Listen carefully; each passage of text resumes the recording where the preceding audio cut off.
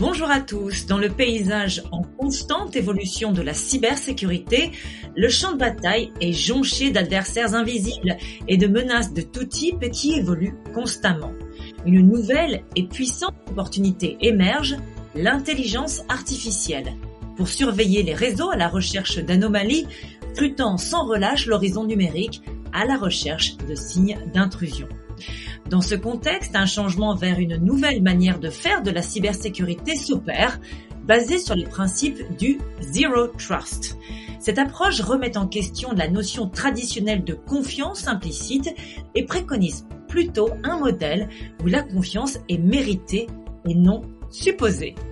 Et pour en savoir davantage, notre invité aujourd'hui est Sam Curry, qui est Vice President et CISO en résidence de Zscaler. Bonjour Sam. Bonjour Charlotte, merci de me recevoir ici.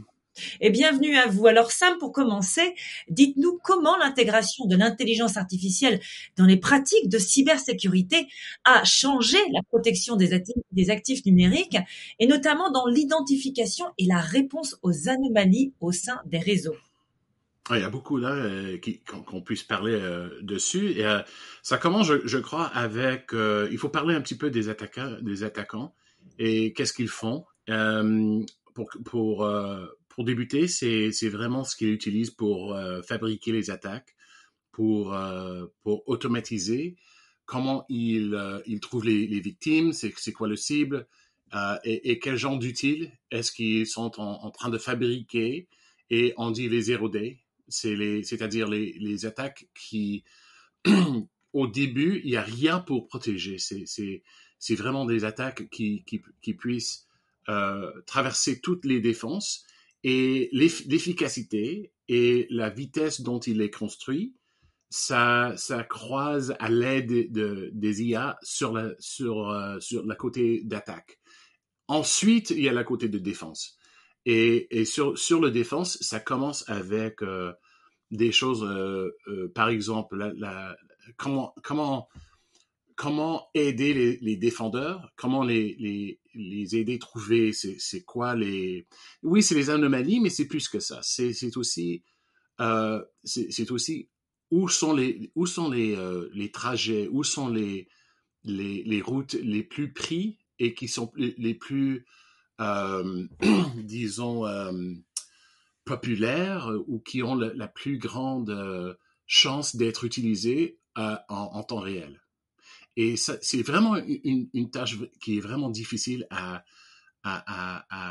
calculer en temps réel pour les êtres humains, mais pour les intelligences qui sont du côté silicon et non carbon, c'est plus facile, où ça devient plus efficace de faire ça et assister les humains. Alors Sam, en termes de cybercriminalité, une des tâches prévalentes, c'est la fraude à l'identité. Est-ce que vous pourriez nous expliquer comment les organisations justement peuvent détecter et se défendre contre ces techniques de fraude qui sont utilisées pour infiltrer leur système? C'est pas seulement les systèmes traditionnels du côté informatique, c'est aussi les systèmes pour les applications qu'on utilise pour faire des transactions avec nos clients, avec nos partenaires. Et c'est c'est par exemple des applications bancaires. C'est les applications qui sont d'un type automatisé. Et pendant 10-15 ans, les défenses ont pour la plupart été du côté de machine learning. C'est des techniques comme on dit Bayesian analysis, qui est vraiment simple Bayesian.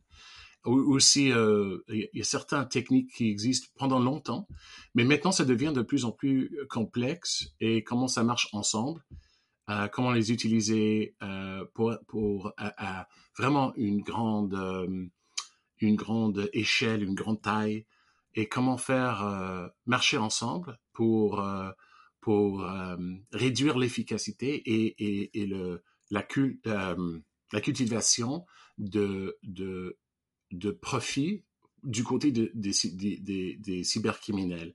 C'est-à-dire que il y a de l'intelligence du côté des criminels. Et ce qu'ils font, c'est d'adapter. Et maintenant, ils adaptent plus efficacement. Et il faut évaluer et prendre les techniques qui étaient auparavant seulement le machine learning et maintenant développer de nouvelles techniques pour la prochaine génération. Et vraiment, ça monte en difficulté, ça monte pour les barrières deviennent de plus en plus difficiles. Le genre de risque et c'est pas seulement la sophistication, c'est le genre de risque et les techniques qui sont en utilisation par les attaquants, ça change et ça agrandit et ça devient de plus en plus rapide. Ils adaptent plus efficacement. Et il faut changer comment on fait la défense. Mais c'est pas seulement du côté applicatif, c'est aussi dans nos réseaux, c'est aussi dans les domaines de IT traditionnels. Et ça devient de plus en plus difficile de trouver la fraude là.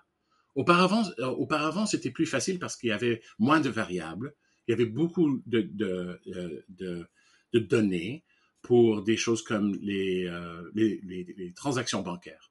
Par exemple, il y a une douzaine de variables à jouer avec des millions ou même des milliards d'événements. Mais sur le côté de réseau traditionnel pour une entreprise, il y a par exemple des milles de variables et vraiment pas beaucoup d'événements pour faire le training de l'IA. Et ça, c'est vraiment c'est vraiment un change. C'est une évolution du côté d'attaquant et ça commande une change du côté des défendants pour attraper et pour se mettre en avance des attaquants et non pas être pris et perdre vraiment l'opportunité avec toutes ces nouvelles technologies qu'on va perdre dans l'économie de vraiment avancer tout ce qu'on veut avec les technologies qui arrivent aujourd'hui. Et ça serait vraiment dommage de perdre tout ça pour tout le monde.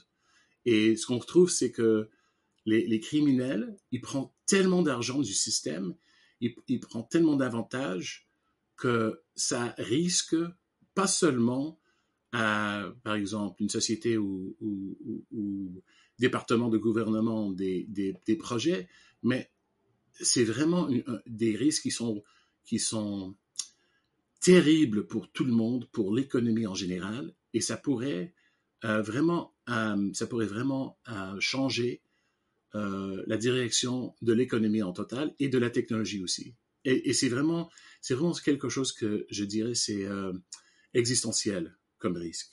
Il faut qu'on répond à ça en tant de communauté et de technologie ensemble et culturellement. C'est intéressant ce que vous C'est énorme. Ouais. C'est très intéressant ce que vous nous dites, Sam, parce que il y a quand même un paradoxe, effectivement, vous le disiez, les technologies émergentes sont en train de croître à vitesse grand V, notamment l'intelligence artificielle et surtout l'intelligence artificielle générative, et les cybercriminels s'en servent, bien sûr. Et il va donc nous falloir maîtriser l'intelligence artificielle aussi pour leur faire face, bien entendu. Je pense à quelque chose qui a été beaucoup dans les titres, dans les médias récemment. C'est le fait que le GenAI pourrait conduire à des situations où on arrive à répliquer, par exemple, la voix de quelqu'un pour voler son identité et donc faire cette fameuse fraude à l'identité à laquelle je me référais un peu plus tôt. Et ça fait très peur, n'est-ce pas, Sam? Je ne vois pas comment on pourrait faire face, comme je le disais, à ce risque sans intelligence artificielle. Donc il faut l'intelligence artificielle contre l'intelligence artificielle. Vous avez complètement raison, mais c'est plus que ça. C'est les deepfakes, on dit, et on les voit.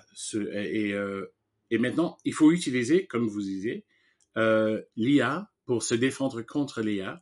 Mais il y a des autres façons qu'on est capable d'utiliser aussi. C'est d'adhérer vraiment rigidement à des processus et de l'avoir, par exemple, des chefs d'entreprise à travers toute une entreprise, toute une société, c'est de vraiment adhérer aux règles, par exemple pour la dépensement d'argent, pour les transferts, par exemple, entre les sociétés. C'est vraiment être strict avec comment l'argent, ça passe entre les mains. C'est-à-dire que le privilège exécutif doivent arrêter. Alors que le président, le vice-président d'une département ne vous appelle pas et dit oh bon, il faut envoyer quoi, millions d'euros. Il faut arrêter ça complètement. Si ce n'est pas capable de le faire avec les canaux ou les mécanismes qui sont, disons, acceptés dans une entreprise, ça serait incapable avec les deepfakes ou avec les ingénieries sociales de prendre contrôle de ces processus et de les utiliser pour voler, en effet. Sam, effectivement, Sam, on comprend bien que la cybersécurité doit constamment se remettre en question. Alors, parlez-nous un peu plus de ce concept de confiance négative, puisqu'il vient remettre, là encore, en question les notions traditionnelles de confiance en cybersécurité. C'est quoi la confiance négative et en quoi ça diffère des modèles de confiance conventionnels?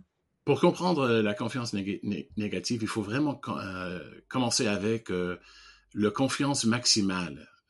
Pour toute l'histoire de l'informatique, on avait la loi de Metcalfe's Law. C'est que la valeur des réseaux, ça agrandisse plus rapidement que la taille du réseau. C'est-à-dire que deux fois le nombre d'ordinateurs sur un réseau, c'est plus que 2 fois la valeur. Et à ce moment-là, on trouve que qu'est-ce qu'on essaye de faire à l'informatique, c'est toujours d'avoir le maximum d'accès, le maximum de vitesse, de rallier tout ce qu'on puisse. Et le problème là, c'est qu'avec l'accès, avec la confiance, on a toujours un agrandissement de la risque aussi. Alors la réponse du côté de sécurité, c'est d'avoir le zéro trace, c'est-à-dire on essaye d'approcher le zéro confiance. Alors ça vient du côté historiquement de maximum confiance, ou confiance maximale, et ça, on essaie de le réduire à zéro ou le plus proche à zéro qu'on puisse venir. Après ça, on a le concept de confiance négative. Et ça, c'est vraiment du côté d'attaquants. Lorsqu'ils arrivent dans nos réseaux, ce qu'on veut avoir, c'est ce qu'ils ont ils ont peur de prendre des pas et ils ont peur de pénétrer plus profondément dans les réseaux. Et le problème, c'est comment les attraper. Et on utilise des techniques de déception. On dit deception en anglais. C'est on utilise des réseaux, des serveurs, des fichiers, des identités qui sont complètement fausses.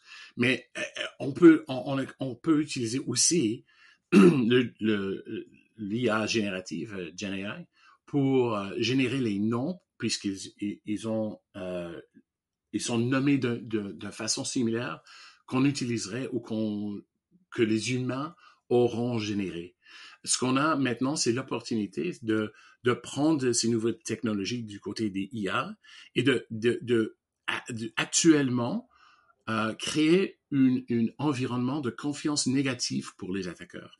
Et ce qui est vraiment pour les attaquants qui est vraiment intéressant, c'est que on peut ralentir leur taux d'envahissement et on est capable de recevoir les signaux en défense plus tôt et ça change vraiment ce course asymétrique entre nous et eux. Alors ça, c'est intéressant. Et puis l'autre paradoxe dans la cybersécurité, c'est qu'il faut à la fois la renforcer, l'adapter constamment, mais il ne faut pas que celle-ci non plus soit un frein à l'activité générale d'une entreprise ou d'une organisation. Alors, dans ce contexte, Sam, comment est-ce qu'on peut maintenir un accès autorisé tout en minimisant le risque d'entrée non autorisée? Comment est-ce que les organisations peuvent gérer et appliquer efficacement les protocoles d'accès autorisés pour protéger leurs données sensibles et les systèmes, mais sans trop non plus nuire à leurs activités? Je crois que la réponse et la stratégie qui va vraiment marcher, c'est de prendre des petits pas et d'atteindre, du côté de l'informatique, c'est d'atteindre le confiance zéro, le zéro trust, pas tout à fait immédiatement, mais d'être sur un trajet qu'on se rend là, euh, euh, vraiment par un trajet, un, une série de phases, de stades pour se rendre là, et pas tout à fait immédiatement. C'est un délai un petit peu, et prendre des pas qui sont digestables ou qui sont capables, on est capable de prendre à chaque point, et vérifier que l'accès pour ceux qui ont besoin n'est pas risqué, et de commencer avec l'architecture, avec les outils, avec les nouveaux approches pour se rendre à une confiance de zéro.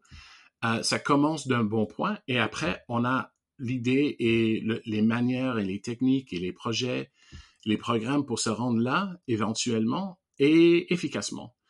Et le chose qui est peut-être le plus important, c'est à la même fois qu'on réduit le risque et l'accès pour ceux qui n'ont pas besoin, c'est qu'on ne jamais on ne jamais met les expériences des utilisateurs qui ont besoin et qui sont les plus importants, on ne met jamais en risque de ne le pas avoir. Alors c'est le qualité de service est toujours maintenu quand on réduit de petits pas, de petites étapes, on réduit la confiance et ça approche à zéro. Et c'est vraiment difficile de le faire si on pense, bon, il faut sauter totalement de la première journée à zéro. Ça ne marche jamais comme ça. Et, euh, et c'est les projets, il faut pas essayer d'atteindre la perfection immédiatement. On l'atteint dans des petits pas de mieux et mieux. Et à fin, ce qu'on trouve, c'est que ça devient meilleur que n'importe quoi historiquement on avait en informatique. C'est vraiment un trajet euh, ça prend du temps, mais ça prend pas beaucoup de temps lorsqu'on le commence. Sam, j'aimerais revenir sur le rôle de l'intelligence artificielle, car elle va jouer un rôle de plus en plus crucial dans la surveillance des réseaux. Quels sont, selon vous, les principaux avantages, mais également les défis liés à l'utilisation des technologies pilotées par l'intelligence artificielle pour la détection d'anomalies notamment? Du côté de défense, il y a plusieurs endroits qu'on puisse utiliser l'IA pour aider euh, avec nos besoins, pour améliorer la qualité de défense. Ça commence du côté de la politique de gouvernance d'informatique. C'est de s'assurer que ce qui arrive et qu'est-ce qui se passe dans l'informatique, dans les systèmes, dans les réseaux, est exactement ce qu'on veut, et de vérifier ça. C'est la gouvernance et le compliance. Et pour la plupart, ça prend quoi? 70-80% de nos énergies, de nos efforts. Et ça serait vraiment intéressant si on peut réduire ça à 10% ou 15%. Et qu'est-ce qui arrive du côté de gouvernance des réseaux? Qu'est-ce qui arrive quand on est capable d'utiliser 85%, 90% de nos efforts pour la gestion de risques, et non pas seulement la bureaucratie du côté de gouvernance? Ça, c'est intéressant. L'IA est capable de nous aider ici. Il y a aussi la notion de pilote. Et c'est aider, c'est une alliance entre les êtres humains et cette nouvelle intelligence qui est émergente du côté de l'informatique. L'IA est capable de nous aider et suggérer, par exemple, les trajets les plus probables pour les attaquants, et de nous diriger un petit peu. Mais comme vous avez mentionné un petit peu, il y a aussi des risques. On a une idée des jours de machine learning qui est le surapprentissage, c'est-à-dire le overlearning. Le surapprentissage, c'est d'être mis, par exemple, trop dans un système de suggestion, et c'est pas vraiment la même créativité que les êtres humains ont. Et lorsque le machine nous donne des indices, des petits idées ou les commencements des trajets, les suggestions où vont les attaquants, ça devient quelque chose qui est peut-être vulnérable à être exploité par les attaquants. Par exemple, en jouant les échecs, ce n'est pas une bonne stratégie pour d'avoir comme une stratégie de miroir, c'est-à-dire de copier ce que font euh, l'autre joueur dans les échecs. Et c'est la même chose du côté de l'informatique, parce que avec un attaquant qui est intelligent, et non pas seulement qui adapte naturellement, mais qui prend des choix, et qui sait, et qui est au courant avec le stack qu'on utilise en défense, ça devient quelque chose qui peut être utilisé par les attaquants, et l'IA peut être tournée contre nous. Alors, il faut être vraiment sage et vraiment savoir qu'est-ce qui se passe avec le surapprentissage et comment l'IA a des problèmes qui, entre l'être humain et l'être, disons, du silicone, où sont les gaps, où sont les problèmes, où sont les trous dans le roue qu'on va prendre, et être au courant avec ça, et prendre des stratégies, des tactiques qui vont nous aider à éviter ces problèmes. Mais les efficacités et euh, les avantages qu'on puisse prendre avec l'IA sont énormes, mais il y a aussi des risques qui viennent avec.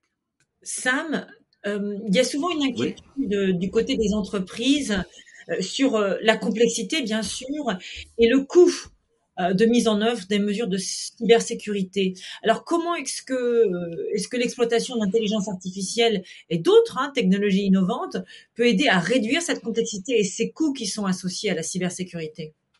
Bon, l'IA, ça va coûter beaucoup, mais je crois qu'il va y avoir des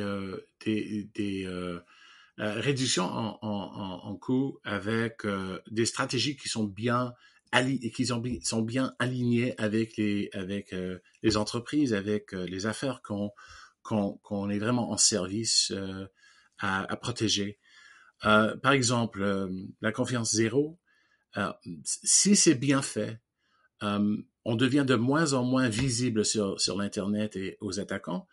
Les options sont de moins en moins disponibles pour eux.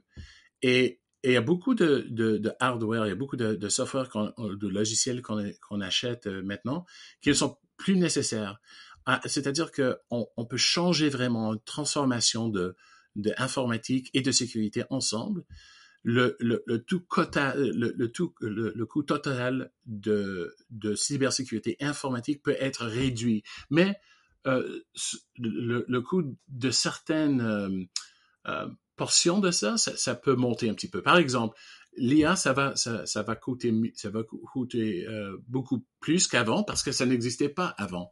Mais par exemple, les gardes-barrières, les réseaux privés, les, euh, les, les, les défenses des nids de service, par exemple, ça peut être dramatiquement réduit, mais c'est vraiment une transformation qui prend du temps. Il faut avoir une architecture qui est alignée avec les affaires, qui est bien pensée en avance, et avoir la visibilité pour réduire le coût durant le trajet du transformation en total, et non pas jour zéro. Ça prend du temps, mais le vision, c'est vraiment de changer comment fonctionne la sécurité. C'est les freins vraiment, c'est pourquoi avoir les freins sur une auto, c'est pas pour arrêter l'auto, mais c'est éventuellement pour aller beaucoup plus vite. Mais ça prend du temps pour les aligner, pour les mettre en place. Et après ça, ça change vraiment comment on conduit l'auto. Et c'est la même chose avec l'informatique. Et Sam, est-ce qu'il y a beaucoup d'idées reçues ou des obstacles auxquels les entreprises sont confrontées quand elles veulent adopter de nouvelles méthodes pour protéger leur système, comme avec l'adoption du zéro trust ou l'intégration de l'IA, par exemple? Est-ce qu'il faut beaucoup démystifier? Oui, je veux dire, c'est les barrières, les problèmes les plus énormes sont vraiment culturels. Et c'est toujours comme ça avec les êtres humains. Fondamentalement, c'est toujours des problèmes entre nous, du côté humain et non pas de technologie. Il faut apprendre la technologie, certainement, mais on change ce qu'on fait de jour à jour avec nos emplois, nos apprentissages. Mais qu'est-ce qu'on fait de jour à jour? Ça c'est vraiment personnel. Ça a à faire avec mais pourquoi je viens au bureau? Pourquoi je travaille chaque jour? Avec qui je travaille? Comment je travaille? Et ces genres de questions, ça touche à tout le monde. Et ça, c'est vraiment des problèmes culturels. Ça prend du temps. Franchement, ça prend des, euh, des, des, des choses émotionnelles et non pas seulement du côté de logique.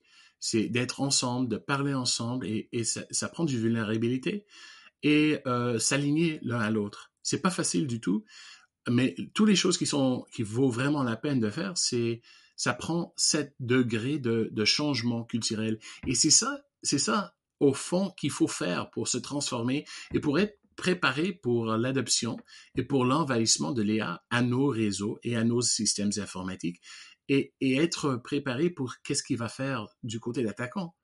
Ça va arriver. Il n'y a rien qui peut l'arrêter.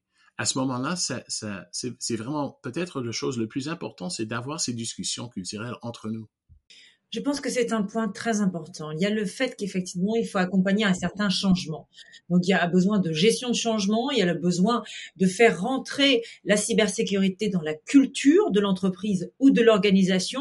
Et vous le disiez également, Sam, il y a besoin d'avoir une certaine humilité par rapport à tout ça, parce qu'il faut toujours s'adapter, il faut toujours apprendre et ne pas croire qu'on a la solution miracle pour tous les problèmes. Alors justement, ce changement de comportement, tant au sein des organisations d'ailleurs qu'avec les adversaires eux-mêmes, hein, eux aussi doivent s'adapter. C'est quand même un aspect crucial de la cybersécurité. Euh, qu'est-ce que vous préconisez, vous, pour que les entreprises, justement, adaptent leur comportement, s'adaptent au changement euh, de façon plutôt douce, hein, pour que ce soit pas vécu comme un traumatisme ou un changement où il y a trop de résistance, quoi.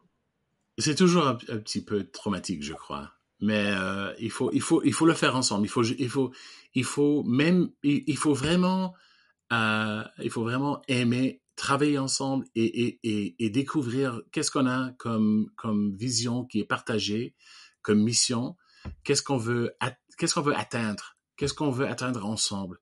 Si on prend pas le temps ensemble, si on n'aime pas être ensemble, on a des problèmes vraiment fondamentaux dans les entreprises.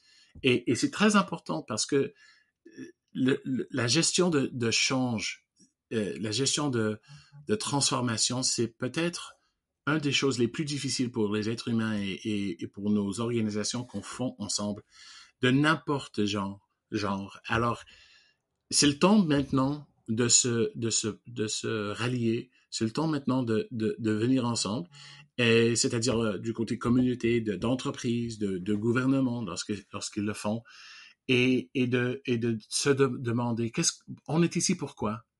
Et qu'est-ce qu'on veut atteindre ensemble? Et que sont les barrières? Que sont les risques? À ce moment-là, se dédier à les bons résultats qu'on veut tous, mais aussi que sont les risques et comment va-t-on les gérer, comment va-t-on les attaquer. Parce que c'est vraiment quelque chose qu'il faut faire ensemble. C'est pas le cybersécurité, c'est pas la domaine seulement de ceux qui sont dans le département de cybersécurité. C'est à tout le monde. Et aussi, l'envers, c'est vrai aussi. C'est que les affaires, c'est aussi très important dans le département de cybersécurité. Pour aligner entre ces deux choses, ça n'arrive pas beaucoup. Et c'est vraiment c'est ça la manière qu'on va vraiment vaincre les problèmes culturels ensemble. Et vous avez complètement raison, c'est peut-être un des plus difficiles choses à faire dans les entreprises, mais pour tout le monde, en tout cas, dans toute la vie. Pour conclure, Sam, j'aimerais évoquer cette grande affaire de cybercriminalité qui a beaucoup agité le marché français récemment, hein, puisque en mars cette année, une cyberattaque spectaculaire contre France Travail a mis en péril les données de 43 millions de Français. Donc, 3 personnes ont été mises en examen et les suspects auraient facilement, finalement, hacké le site en se faisant passer pour un agent de Cap Emploi au téléphone. Ils ont réussi à obtenir l'accès aux données personnelles des demandeurs d'emploi inscrits depuis 20 ans quand même. Hein, je vous disais 43 millions de personnes. Est-ce qu'en termes de cybersécurité, il y a des faiblesses, des failles dans chaque pays ou peut-être des attitudes, des comportements qui facilitent ça? En gros, est-ce qu'il y a un aspect culturel à la cybersécurité? Je crois que la cybersécurité, c'est entièrement des affaires culturelles. C'est-à-dire que c'est toujours les êtres humains en attaque, c'est les êtres humains en défense, et c'est les systèmes humains que les attaquants veulent vaincre, qui veulent vaincre. Et alors, c'est toujours du côté culturel. Et dans ce cas-là, avec Travail France, c'était une faille qu'on trouve partout. Autres pays, autres situations qui sont vraiment la même. Et tout le monde dit toujours c'est la sensibilisation à la sécurité qui est la réponse, mais ce n'est pas la vérité. C'est pas seulement ça, parce que c'est l'ingénierie sociale qui est toujours l'attaquant qui est vraiment intelligent, qui regarde le système, les systèmes qu'on établisse, et il se demande comment complètement attaquer et exposer ce qu'il protège. Comment est-ce qu'on le fait ça? Et les réponses, il n'existe pas toujours. Il faut devenir de plus en plus fort contre ça, mais il faut aussi des nouveaux approches. Il faut repenser ces choses et non pas dire que c'est la faute de n'importe qui est sur l'appareil téléphonique. Hein. C'est pas leur faute. Il faut ensemble trouver des nouvelles façons, des nouvelles techniques, appliquer les technologies de nouvelles manières. C'est pas seulement rester ici et dire bon, c'est tout fini, hein, il faut plus utiliser la technologie. Non, il y a des réponses qu'on puisse utiliser et qui sont même pas, qui n'existent pas maintenant. Mais on peut changer comment on le fait. On peut changer du côté de recherche, changer du côté pratique, changer du côté de gestion. Sûrement la sensibilisation à la sécurité, c'est important, mais c'est pas tout. Ça n'arrête pas là, ça commence là. Et je pense que la culture est ce qui est vulnérable, mais c'est aussi où les réponses existent. Il faut le faire ensemble, il faut partager le risque, il faut aussi inclure les êtres humains qui sont dans le cyber vraiment, qui sont ciblés ici. Il faut les aider et il faut avoir des autres réponses que bon, tant pis, c'est ce qui arrive. Ça ne marche pas. Ça ne marche plus. Maintenant, le monde, ça devient de plus en plus compliqué et n'importe qui dans le monde peuvent traduire ce qu'ils disent, venir en France, attaquer les bases de données et les gardiens, ceux qui gardent ces bases de données. Alors il faut se pousser ici et avoir de nouvelles réponses. Il y a aucun autre choix maintenant. Parce que nous sommes dans une société qui est vraiment une communauté qui est digitale et ça commande avoir autre réponse dans le futur. Merci beaucoup, Sam. Ce qu'on retient de votre intervention, c'est qu'il faut toujours, en matière de cybersécurité, toujours plus de collaboration, toujours plus d'adaptabilité et pour revenir à ce que je citais précédemment, toujours plus d'humilité, bien sûr. Un grand merci. Merci, Charlotte. C'est toujours, vous avez raison, c'est vraiment l'humilité. Merci beaucoup. Merci à vous.